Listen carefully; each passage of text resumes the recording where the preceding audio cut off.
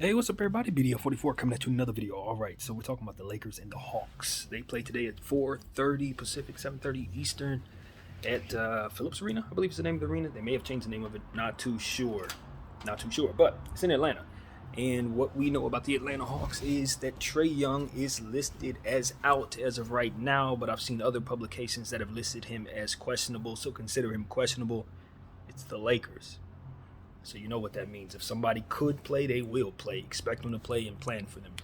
Which means we ain't got a chance of winning this game. Last time I said that, we won. For whatever it's worth. I'm not going to change my stance, though. The Hawks are a bad matchup for the Lakers because they have two dynamic ball handlers in DeJounte Murray and Trae Young. And even if Trae don't play, DeJounte is. You're still going to get what comes with that. Meaning, they don't turn the ball over very much, especially as of late. Even though they've been losing games. It's a little scurred, and I'll tell you why. The last game they played, last night, against the Nets, Kyrie, simply put. The night before that, it's the Pacers. And the thing about the Pacers is they got some players playing really, really well right now. Miles Turner, Brissett, Buddy Yield, Halliburton. Who else was it? It was another player on that bench that I saw in the stat sheet. They just barraged them with 20-point games. All those guys just really, really scored at high clips and just pushed the Hawks kind of out of the way. But even in that game, the Hawks did everything pretty much okay for the most part. Didn't turn the ball over very much. Hit their shots, did fairly average on the boards. You know, if you look at the stats in regards to these two teams in comparison, the Lakers and the Hawks, their numbers almost identical to each other. Rebounds, points allowed, all that stuff is pretty comparable. But the problem is when you compare the numbers in total, you have to consider that the Lakers have had Anthony Davis for half of the season, and he's not available right now. And they've had Trae Young and DeJounte Murray coming in and out of the lineup along with other guys, including Clint Capella, who will be out tonight, and DeJounte Murray, not DeJounte Murray, DeAndre Hunter, who we drafted with the 4th pick and sent off to Atlanta in the AD trade. He will be day-to-day. Not sure if he'll play, but of course, again, it's the Lakers, so expect DeAndre Hunter to be there. So this is what we're dealing with. We're dealing with an Atlanta team that has retooled their team a little bit, brought some more depth to their roster, moved some guys up, moved some guys out, that kind of thing from last year, but fairly have, I can't say it's the same squad if you're bringing in DeJounte Murray, but if you sans DeJounte Murray from the situation, they're bringing back a lot of the same other guys. Other guys, pretty much the same. Bogdanovich is somebody you have to pay attention to. He's a really, really high clip shooter and kind of plays better when Trae isn't there because he's able to get more looks and rhythm, and ultimately he's a guy who gets better as he gets more shots up. So we know what he can do from behind the arc, and if we don't consider the 3-point shot with this team, we're gonna have a bad night. That's simply put. Whether Trae is out there or not, Bogey can shoot you down. And that's something that we need to very much be aware of. This team also has a pair of Holidays, man. Justin Holiday and Aaron Holiday are both now playing on the same team. I think, again, they played with each other on the Pacers for a season, I think. But they're back with one another now here in Atlanta. And, playing some good roles. They gave Aaron a lot of minutes at the guard spot in the previous game. Did some fairly good things for himself. So they're trying to work him into the equation. And Justin's a guy who comes off the bench as a small forward who kind of helps him with defensive things. Somebody who's going to definitely force steals. And that's something I want to make sure we are understanding here. This team can force steals. They don't turn the ball over, but they do have some players that can defend a little bit, that are not the greatest defensive team, but you do have to be very careful not to allow a guy like DeJounte Murray to get in passing lanes and hurt you. Another guy by the name of Justin Johnson, who I've been talking about for a long time. Actually, Jalen Johnson, who's been on the back of their bench. They drafted him last year, a high-level power forward who's now starting to get some minutes at the 3, I believe. So we got to be very careful. They're starting to work him into the equation off the bench. So they just have a very strong bench right now. Even though they haven't really worked into the equation exactly how to use this team, they're starting to see players ascend. By a guy by the name of A.J. Griffin, who was Adrian Griffin's son, a guy we used to see a lot of times going up against some of those old teams the Lakers would face. Adrian Griffin's kid, AJ, is a very consistent player, a strong, small forward who can play some power forward and shooting guard as well. And I've just added him to a couple of my fantasy teams. Not too many, but some of the ones that have deeper, um, you know, leagues. He's definitely somebody to take a look at for keeper leagues as well. Because what I'm noticing is just repeated Groundhog Day consistency from this guy. If you give him 30 minutes, he's going to pretty much give you like somewhere between 10 and 15 points, maybe like 5 or 6 boards. And he's won 2 games already for this team at the buzzer. One on a crazy putback turnaround buzzer shot, and another on some other type of layup buzzer shot. This dude is just, I haven't seen enough of him, but he just has a vibe to where you look at him and you can just tell he's turning into somebody you can really rely upon. And that is not something that you get every day. Somebody that they just drafted this year, it's a rookie, but I'm really, really impressed with him from the numbers. And so I just think they need to try to find a way to work him into the everyday equation and see if that can carry over, because I really, really am starting to see that early with him. And I expect him to have a pretty good game if they give him some minutes. Also, we got to pay attention to Onyeka Okongwu, who's a power forward that they have on this team. And let me tell you, Okongwu is a problem on the offensive glass. This dude is killing it on the offensive rebounds this season. And if we don't do something about that, it could be the reason we lose the game alone. He is just constantly getting second chance points and defensive rebounds for his team. He's dunking the ball. He's very athletic, and he's healthy. And he hasn't been to start his career. So this is basically the best basketball you've seen him play. And he's only getting better. And when you talk about that young core that they got there with those 3 players that I just mentioned alone, you can totally see where the Atlanta Hawks have a future. My assessment of their team was I didn't like the fact that they gave away all their picks for DeJounte Murray. But when you consider this young crop of players that they have, they don't need no dang picks, honestly. They got their team. They have it. So assessing them properly going forward would just mean like they got to keep everybody they have here on good contracts and just continue to develop them together. And if they can do that, they can probably weather the storm over the next 4 or 5 years with these same players. And if you keep that type of continuity, you may get lucky, strike it rich one of these years, especially when you have a team as talented as this is. The problem is they're running into some issues because they're talking about possibly moving on from Trae Young, which ain't the worst thing in the world if you get the right return for him and still keep the same timeline, because you got everything in place to make it rock. And Trae Young is a heck of a superstar, so you can definitely get a super low haul return for him and still stay on this path if you want to.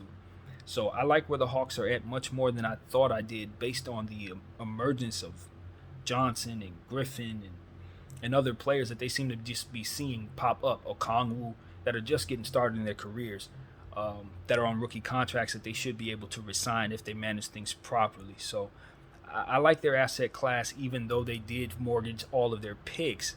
Their timeline makes it so that they can trade what they have for picks, which is why it's not necessarily mortgaging your future if you know what you're doing and get lucky in trade, if it even comes to that, which it may not to, might not necessarily have to. So while everybody's looking at the Hawks, including myself, saying they're not good enough, if you consider the timeline on all these kids and you don't really know how good they're actually going to be, if you assume they're all going to reach their peak, then they're going to be good enough probably year 3, year 4. You know what I mean? They're going to be good enough. So that's the way I look at them. If you think about the Boston Celtics when they first got all of their guys in place, Smart, Brown, and Tatum, you didn't necessarily think that they were going to keep the team together as long as they have. And you never really saw them getting as good as they've gotten. But they kept the team together. Here they are. And I think the Atlanta Hawks could be in some type of mix where that could be that right now for them. This could be their day one.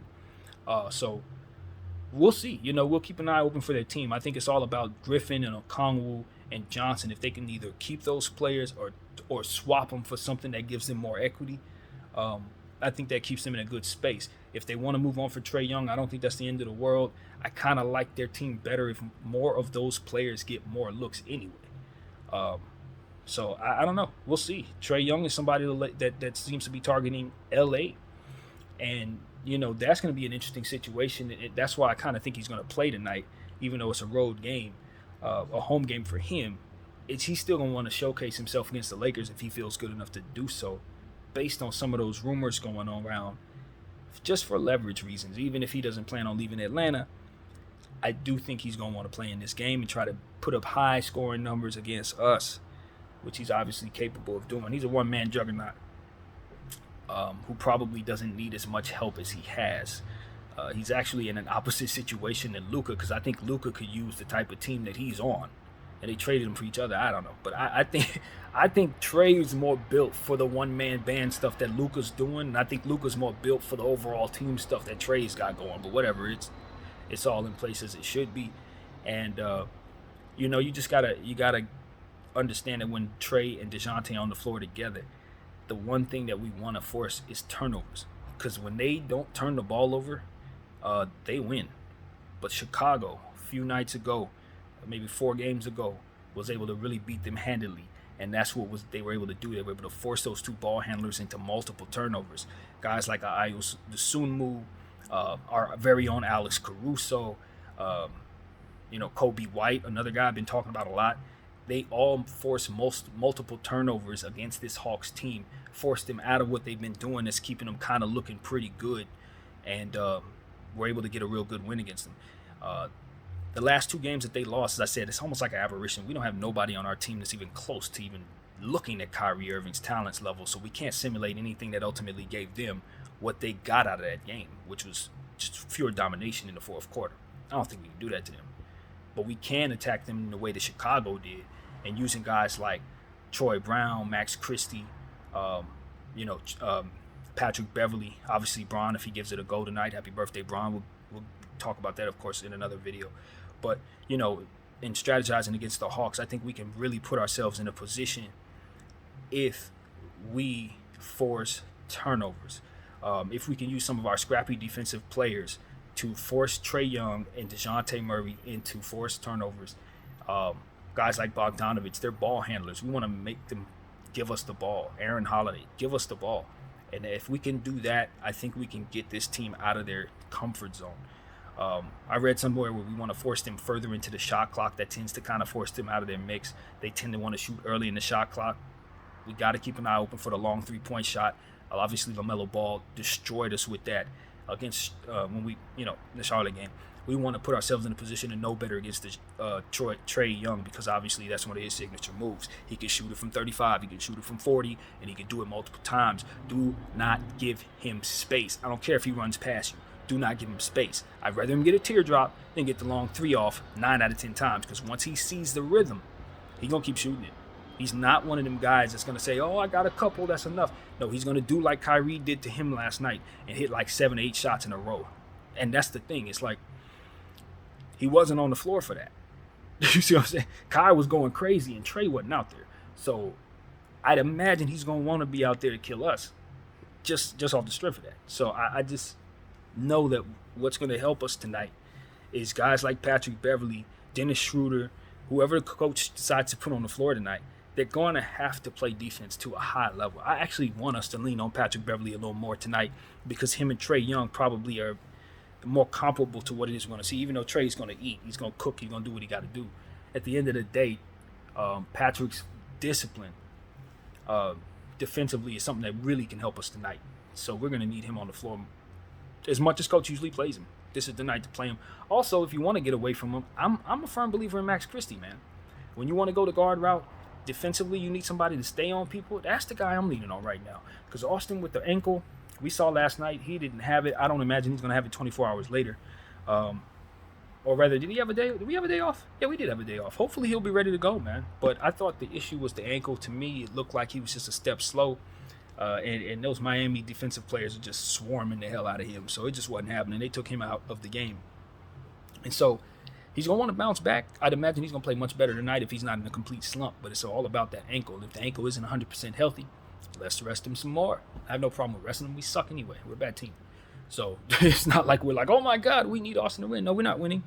We don't expect to win. But we do want to put up a good effort, and it's going to take everybody being healthy in order to do that. Now, Troy Brown has been shooting the ball very well over the last 2 games. Something about being in Florida just allowed him the ability to feel confident letting that ball fly.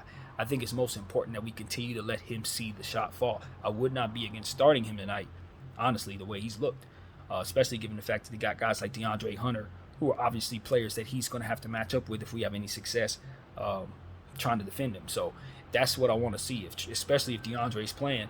Let's try to see if we can get him out there. Let's try to see if we can get Max out there to play them a little more than maybe we had. Obviously, Thomas Bryant is somebody you want to mention with the Los Angeles Lakers, who's been just tearing it up on the offensive end and getting torn up on the defensive end. It's extremes on both sides. You love what you see on the offensive end, and you hate what you see on the defensive end, and that's just what it is. It cancels itself out. But because it cancels itself out, it's not like it's necessarily a negative. We just got to keep on feeding him so he can make up for what he's not giving us defensively, and most importantly, try to keep defensive players around him. Don't put Schroeder on the floor with Thomas Bryant. Even though they can make plays for each other, that's too much defense given up against a very good offensive team. It's just opening the door for teams every time you do that. It's Trae Young, DeJounte Murray, Okongwu. They're going to be dunking all over the place. You just don't want to leave yourself too little defense. And while I know our coach leaves Patrick Beverley on the floor for those reasons to try to make up for that, now you're giving up size when you do that. So it doesn't really actually make up for it at all.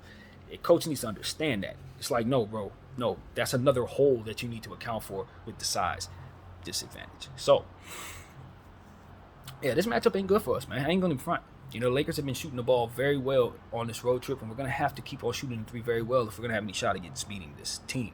Guys like Okongwu, at the end of the day, I just don't know how we're going to keep him off the glass, especially since our coach likes to run small. He doesn't tend to provide us the solution that would otherwise make that not a problem. Like, for example, a night like tonight, anytime Okongwu's on the floor with me as a coach, he's going to have to deal with Wenyen Gabriel at all times. That's his assignment. And I don't give a damn if Wenyen Gabriel gets in foul trouble early. He's not leaving that dude's side if I can help it. And if that's not going to be a solution for some reason, the way that JTA played in the last game, we can exploit that if he's going to continue to play well. Put him on him as well. But I don't want Okongwu to have any moment tonight where he doesn't have a big body on him, especially since we don't have to account for Clint Capella in that way. Now, granted, we do have to account for John Collins that way, and that is something I have no answer for. And I'll tell you why. Because if we're going to have to keep on constantly rotating to make sure we account for all those other things, especially A.J. Griffin, who's going to be doing some of the same thing Okongwu is going to be doing on the glass, then we're going to have issues with trying to assess how to guard John Collins when he's on the floor as well, because that's just too much to deal with. And then Jalen Johnson can also play some 4, some 3. Like I said, the matchup's not very good, and our team isn't constructed properly to defend this type of team. DeAndre Hunter, one of the things I love about DeAndre Hunter and when I was scouting him last year is that he can literally shoot from any place on the basketball floor. One of the most rare things I'd ever seen. A guy who was at Virginia basically picking spots from everywhere on the court throughout the 20 minutes of highlights that I saw. I think he accounted for every piece of the basketball floor that he could. I don't think I've seen anybody select shots from as a variety of places as he has in my scouting video. I don't think so. There's no place on the floor where he can't be hot. And that's the thing. The only thing about him is he's just in a situation where, for one, injury issues. For two, he has defensive responsibilities because he's highly effective on the defensive side. So a lot of times they don't want him to shoot as much. And, of course, he plays on the team with Trae Young, who's not really looking to give you rhythm shots. Now, he's going to get a lot of assists, but he's going to do it like Russell.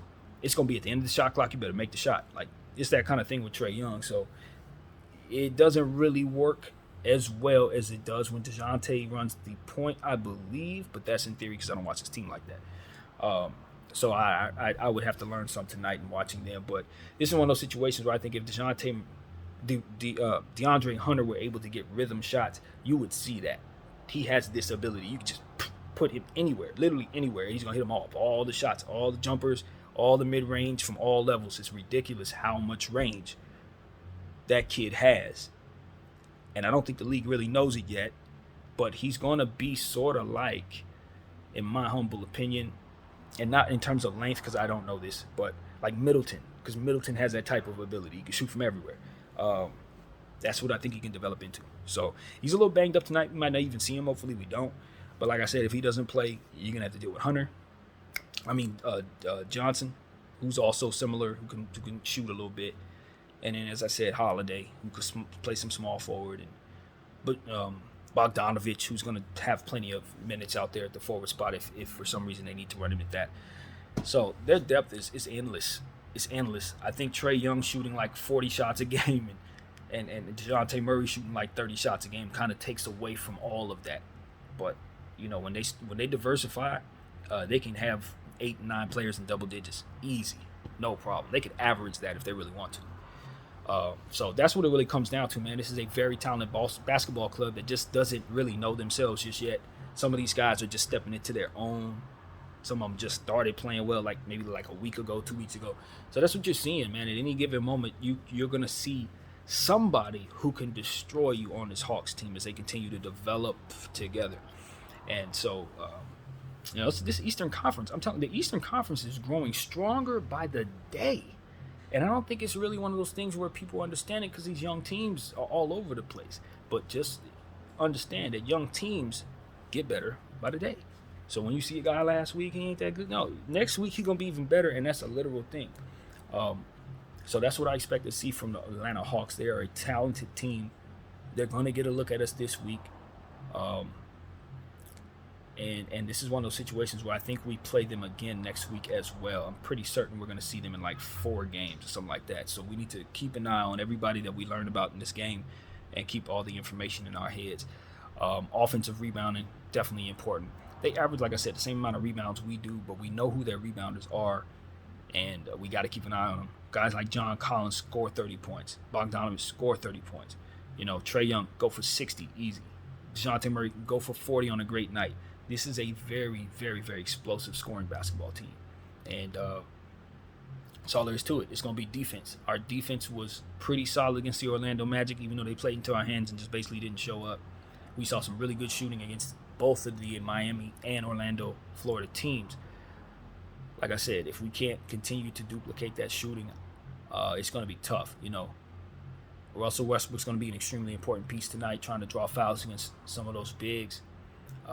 Trying to get a guy like Collins off the floor or Kongwu off the floor. It could be really important. LeBron James, if he plays tonight, we're going to need those guys to slash at the bucket and be efficient scoring the ball. Lonnie Walker, he's been so bad lately, man. And yet I saw him play so well, so consistently to start the season. I really don't know what to think. It's like, is he in a slump or is this what it's going to be from here on out?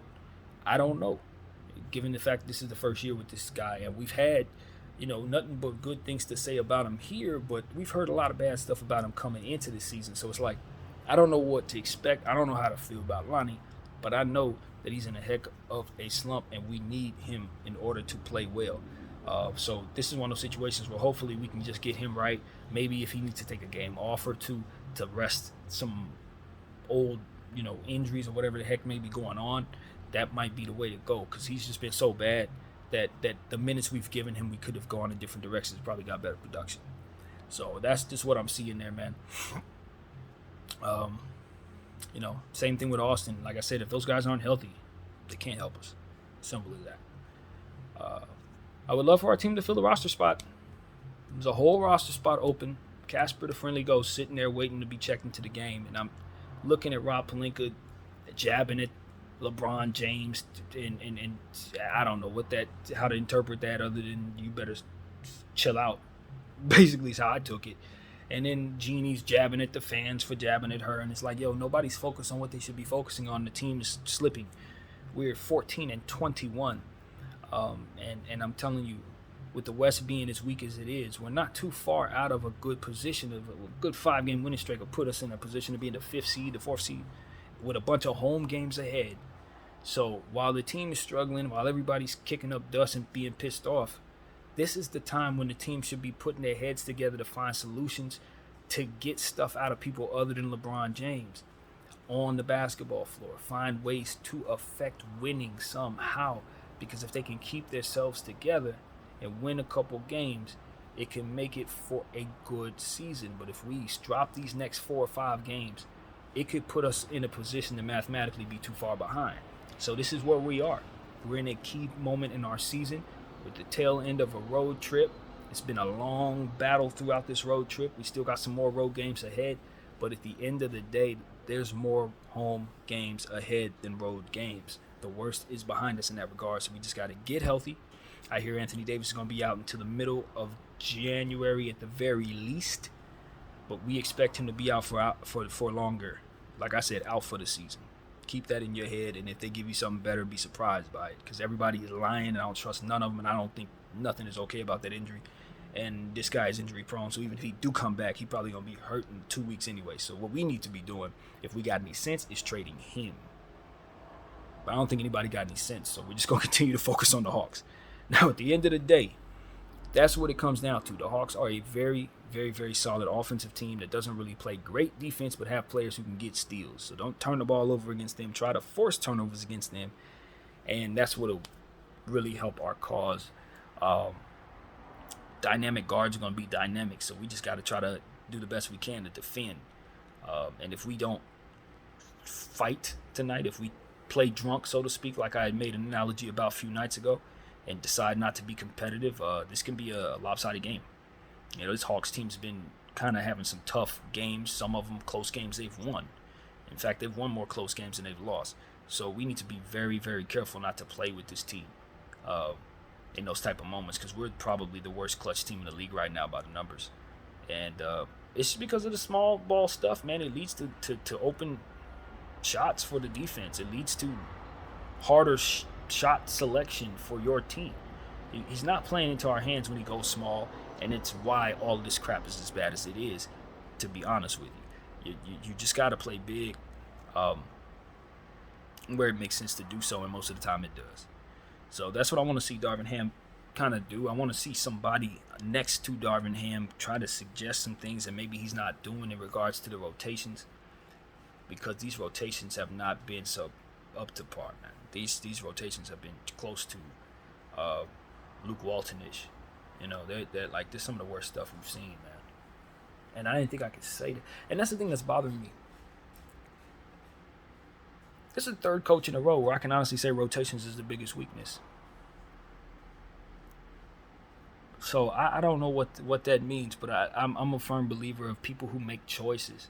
If those choices just keep being bad, it's not about who's in place anymore. It's about the people who are making those choices, putting those people in place. And I'm just looking at that front office and I'm saying, I'm done with their choices, man. I don't like how they make choices. I don't like any of this. What they want, what they're going for, all of it is just not led to us being very good. And I just want some different people in place making choices about who's in place, about who's what, you know. That's what needs to happen. Now, as far as the scouts, we love our scouts. We want them to stay in place. We don't have a problem with none of that. G League, everything, all those affiliates, we're happy with how that aspect of our game is going. But